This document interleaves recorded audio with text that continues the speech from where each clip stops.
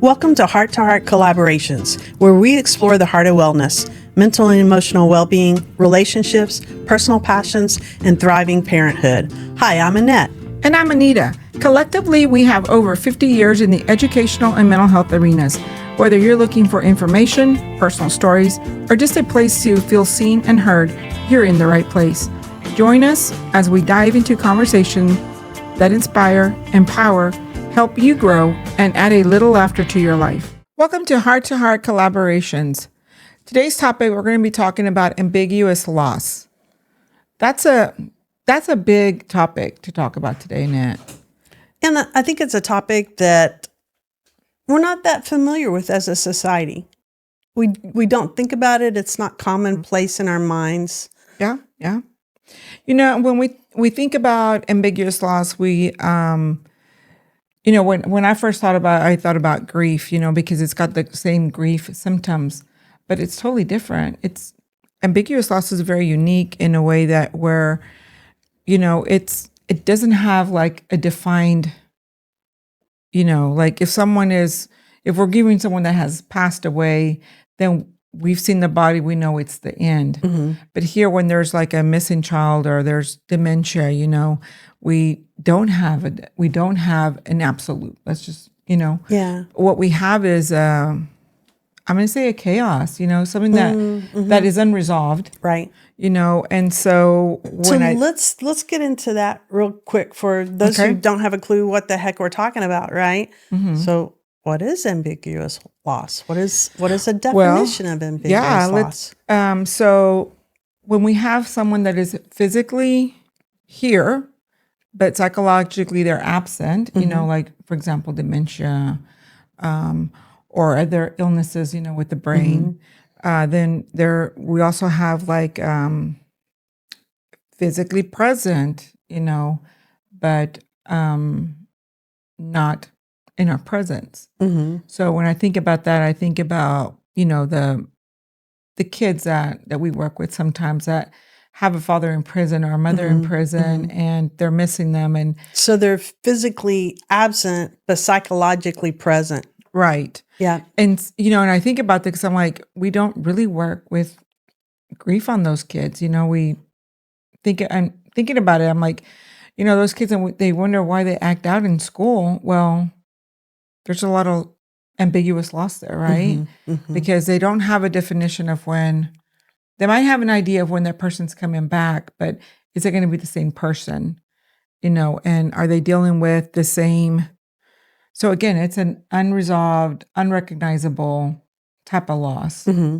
So Pauline Boss is the pioneer researcher, therapist, professor from the University of Minnesota. Mm-hmm. And Dr. Boss. Yeah. And she coined that term, that concept.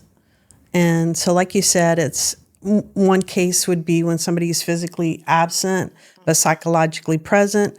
Another one would be when, and it could be a someone or something or even an idea that's physically present, but psychologically absent, mm-hmm, right? Mm-hmm, and mm-hmm. I think that'll be interesting as we get into this conversation to talk about. It could be a person, it could be a relationship, it could be a thing, it could be anything. Yeah, right? Yeah.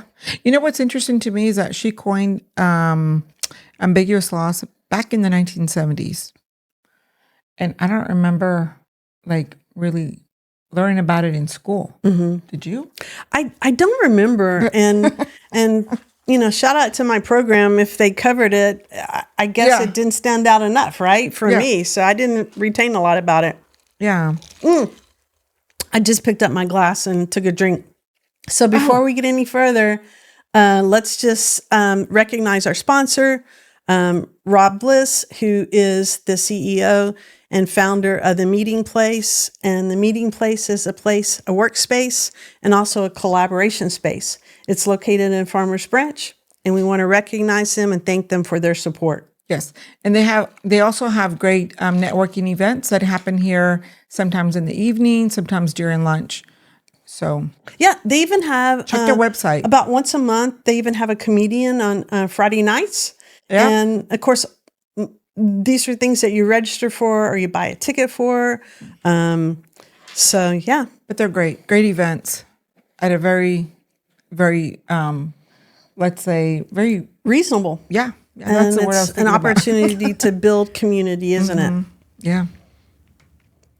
So let's hop into some of the examples. I gave the example of a mother or father in prison, dementia, Alzheimer's, the caretakers that deal with not only the loss of the person, right, the ambiguous loss, but then when that person is gone, here comes another part of the grief of what do you do after you've been a caretaker for all these years and now that person is physically gone, right? And so we look at those people that are, having another kind of grief, of how do they do it? I know I talked to somebody and they were like, I couldn't cry at the funeral. All my tears were gone. So, they had been grieving before. Right. So. Another type of ambiguous loss or grief, divorce. Yeah. Heavy. Yeah. I can remember my mom. I'm hesitating because anyway, I can remember when my mom and dad divorced. Okay, I was a sophomore in college. They separated a little bit sooner than that, but yeah, I can remember the grief and loss with that. With seeing that in both of my parents, but also experiencing it as the children, right? Yeah. So that's another example. Empty nesters. Loss of identity, right? This role that you've been playing out, for years, 20-something years or whatever it is.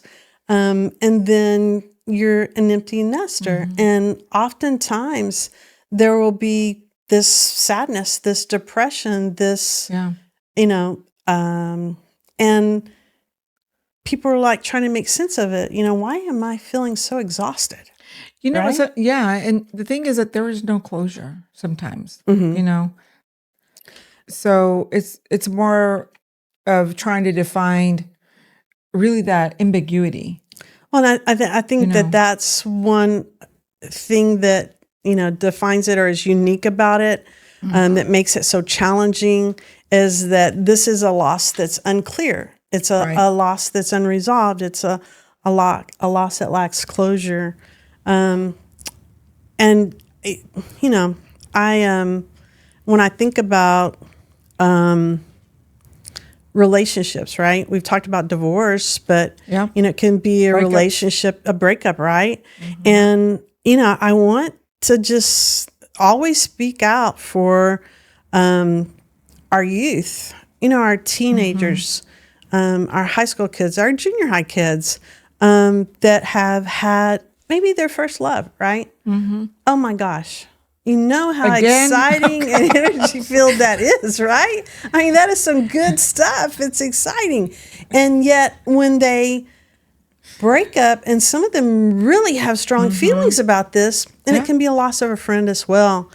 Oftentimes the adults in their life minimize this loss. Oh, yeah. And so here they are. They're feeling this loss, this pain, this broken heart, and somebody's telling them, it's okay. You're going to be fine. Yeah. I was just thinking when you said that. Yeah. I was thinking about a friend of mine that said her daughter had lost all her friends. And it was a situation that happened that, she just lost all her friends. And the mom told her, what is wrong with you? You're not supposed to be in bed. She was having all these symptoms of grief. And the mom was like, just go make new friends. Yeah. Right. Just go make new friends. You're young. You can go make new friends. And the daughter was like, you don't understand. You don't know what I'm talking about. And so just thinking about that and, about the losses that happen in the teenage years, they're already dealing with so much, and to not have wording or the verbiage to be able to express that. Yeah. And I think that that's another part of what can make, ambiguous loss so unique or so challenging is that oftentimes with ambiguous loss, society doesn't recognize it with the ceremonies like we would A funeral. a death, right? Yeah. That kind of loss. And so around those ceremonies is community and support. And so oftentimes there is a isolation in that grief, in that loss. Yeah. So did you want to start on the strategies on what someone may be able to use, dealing with ambiguous loss?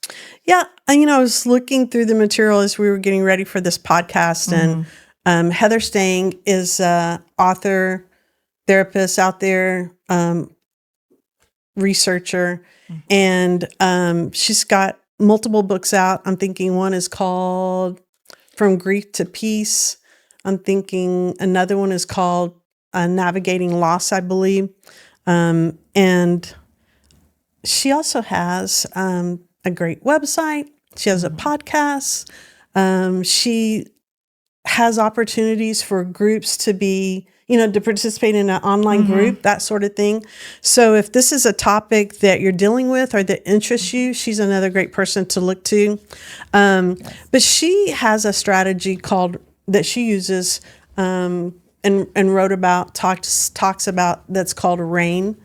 And let's say if it's sadness is a feeling that you're dealing with, in RAIN, the R stands for recognize.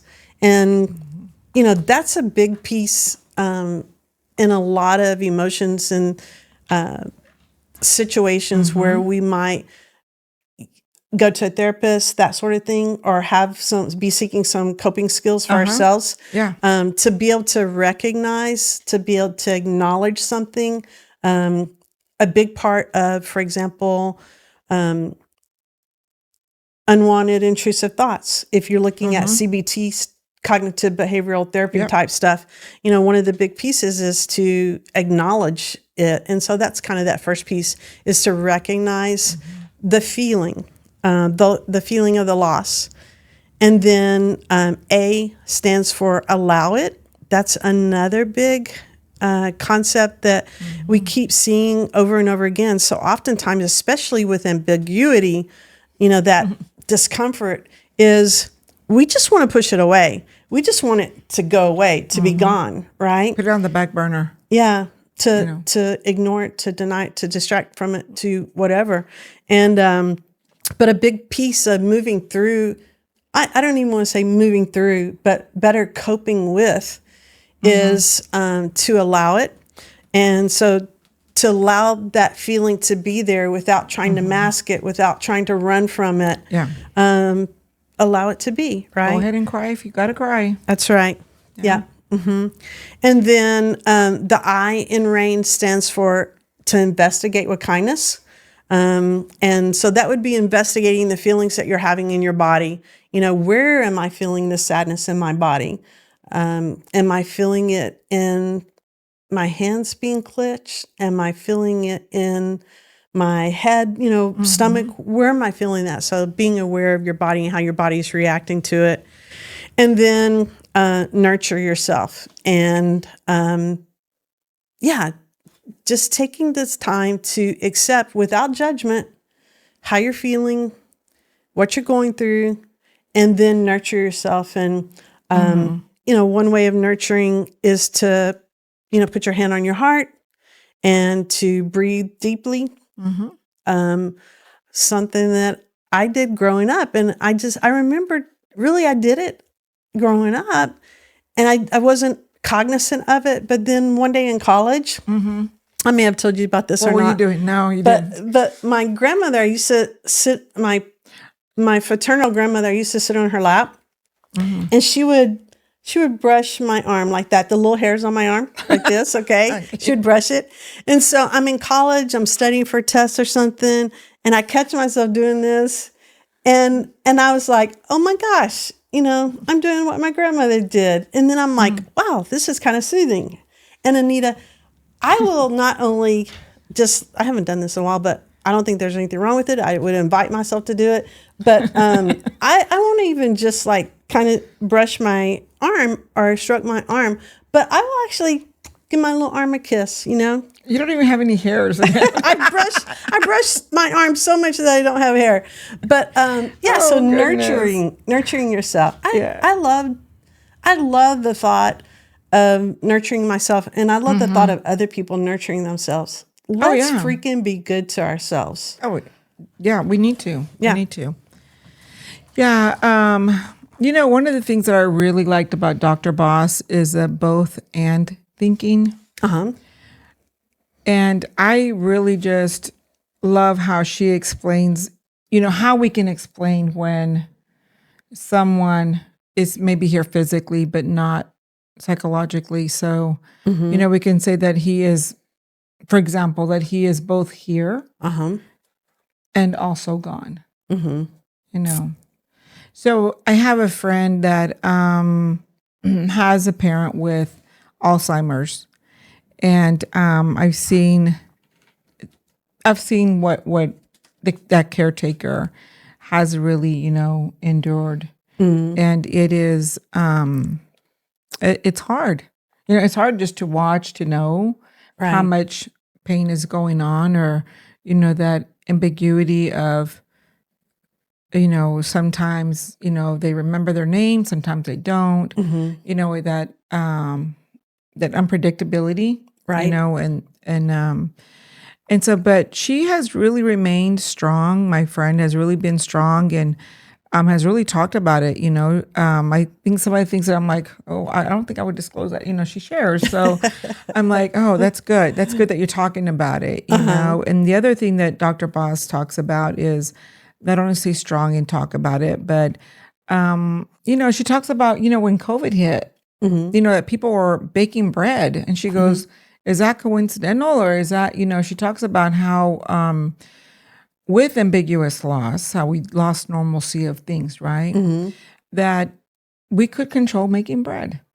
Right. True. Yeah. So it was comforting. Yeah. So, and we were doing something that we could control. Satisfying. We were accomplishing something. In a way, taking care of ourselves, taking care of that.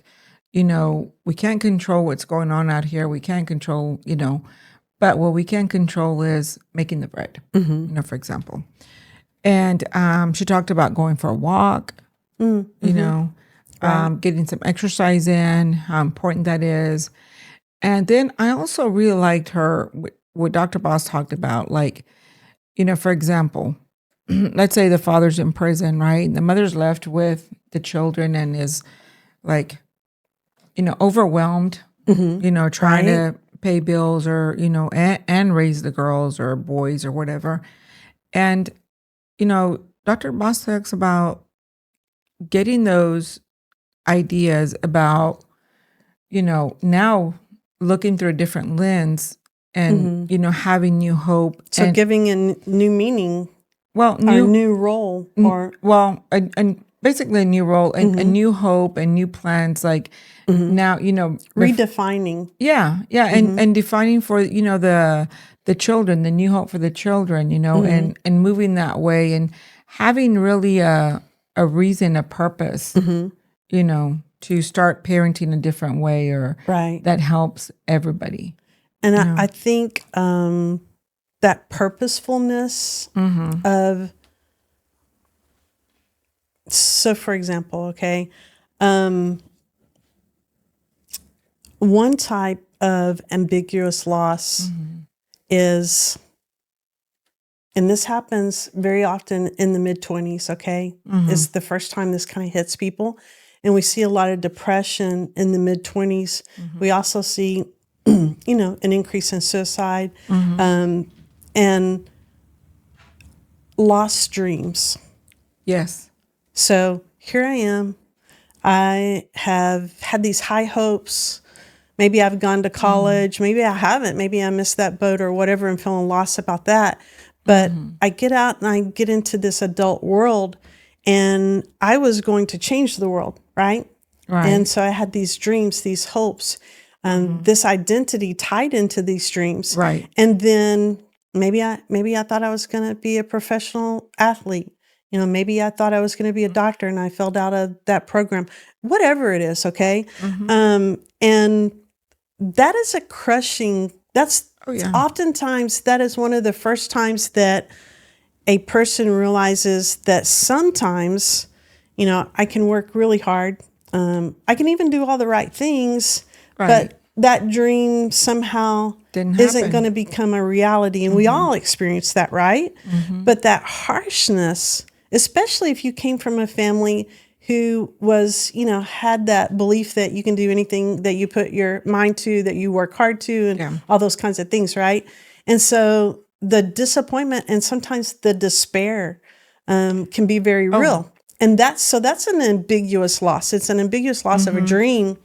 And sometimes, because that's not a societal, you know, worthy loss that we, you know, acknowledge, that we lend a hand for, that we have a ceremony around.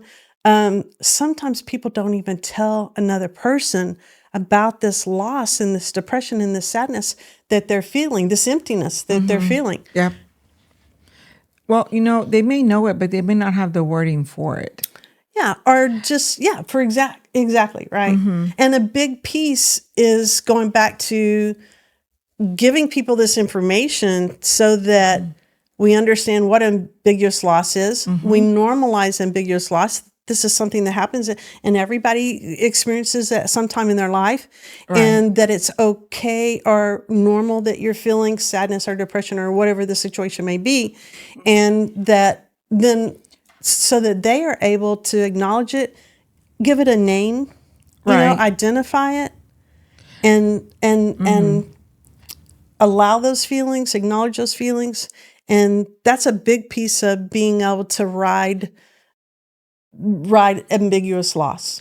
Yeah, because as you were saying that, I was thinking about how, you know, the suicide rate is really high in that age gap, and how, you know,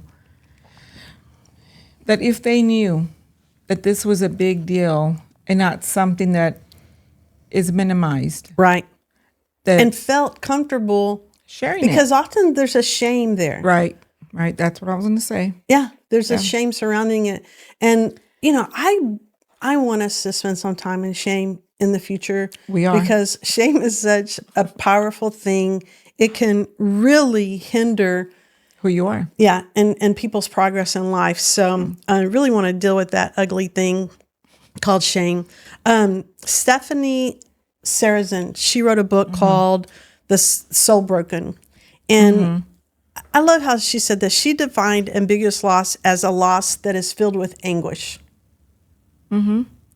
She also described it as a plastic bag, an empty plastic bag being blown around. And if you get that visual picture of that empty plastic bag just being tossed and to and fro, and it's empty, you know? Yeah. And I think that is a good analogy for ambiguous loss. Yeah. So one of the relational coping skills that Dr. Boss really talked about is the social contact, how important it is to be with other people, you know, to share what's going on with you so that other people can be safe, be your cheerleaders, you know. But one of the things that struck me was that she said that 63% of caregivers, you know, will die earlier than most of their average age peers, you know, because of all the stress that they have endured and all the caregiving going on. And so I thought that was really important. Like that in itself, I thought that speaks volumes. And so I wanted to share a book that Dr. Boss wrote. It's called Loving Someone Who Has Dementia. And that, you know, I feel like is a really, really good resource for anyone that's dealing with anyone with dementia, Alzheimer's, because it's a huge loss and it takes a lot of caretaking, you know. Right. Yeah. For sure. Yeah. I was looking at, just kind of glancing at my notes here, and you were talking about connection, that social connection, and how important it is. And sometimes you're going to share with someone who can't relate and isn't able to have empathy or whatever in the situation. Right. If you're in that situation, don't stop there. Find someone who can be a good listener. Find someone who can empathize with you. And also, you might want to look for a mental health provider. I was going to say there are groups that you can join. Some of them are free. I know Mental Health America has free groups. And there are groups at like nursing homes. Right. So I think it'd be good to spend and get to know other people that are going through the same process that that you're going through. Yeah, for sure. Journaling is a powerful tool. Journaling just combines the mind, the heart, the body. So it can be very powerful. Anytime we're doing something that accesses our mind plus our body, that's a very good expressive way to communicate our thoughts and our feelings. So journaling is a good thing to do. Also setting an intention of, how we want to move through this or how we want to move forward. Realizing that it's called ambiguous for a reason, right? Right. And so that uncertainty, uncertainty is one of those things that we want to try to find, we want to kind of fix, right? But uncertainty is such a part of life. And so being able to hold space, even in uncertainty, one of the things that we can do is become intentionally, how do we want to move forward? How do we want to, like if we are having to redefine a role, if we're empty nesters and we're having to redefine a role, well, instead of just feeling tossed like that bag, we can journal. We can be purposeful and decide what I want my future to look like. It can be a new opportunity. I have a question. Yeah. And that question could be, how do I see, or how do we see ourselves and who we are? And as our painful, ambiguous loss continues over time, who do we want to be? Yeah, exactly. I love that question, actually. This past week as school was coming to an end and that sort of thing, I always love to get with as many people as possible and say, who do you want to be as a new ninth grader? Who do you want to be as a, so I love opportunities. I'm trying to think, I think it was Stephanie that I mentioned a minute ago. I heard her describe ambiguous grief as a portal. A portal to something new, right? And I mean, in the middle of somebody's grief, that's going to be a hard thing to hear. I was going to say, sometimes you don't see that portal. No, yeah, for sure. Maybe it's a new opportunity, right? Right. But sometimes we don't want them. Right. Well, hey, I totally get it. I totally get it. Oh my gosh, I think for me, the most the hard thing for me to see is when someone is stuck in that ambiguous loss. It's heartbreaking loss. Yeah. Right. And that's why we want to be curious when we're listeners, and we want to be empathetic when we're listeners. There's a guy by the name of, it's Dr. Scott. I don't know how to pronounce his name. It's Eilers. Eilers? Yeah. He described, I loved his description. He said ambiguous loss is like someone just coming up and kicking you in the groin. This immense pain, this dark, hole. I think sometimes ambiguous loss could be like that, right? I liked how you said it was in like a plastic bag flying in Yeah. the wind, because it does not have really A beginning, an ending, a middle. yeah. You know how like It's ambiguous. years ago we were really we were taught this grief cycle, right? And the stages. the stages, right? That aren't really stages, but and there's some good teaching and definitely good things to take from that, right? Right. But one way of looking at holding space, in ambiguous loss is to think of it as riding a wave. Okay. Yep. And that's kind of an organic way of working with it. And, I think about when I was in Hawaii, first time to go to Hawaii, and, people said, don't turn your back on the ocean. All right. Well, if you're used to going to the lakes, you turn your back on the lake, right? And so, and I was trying to do it, but at some point I forgot. And I turned my back on the waves. Oh my gosh.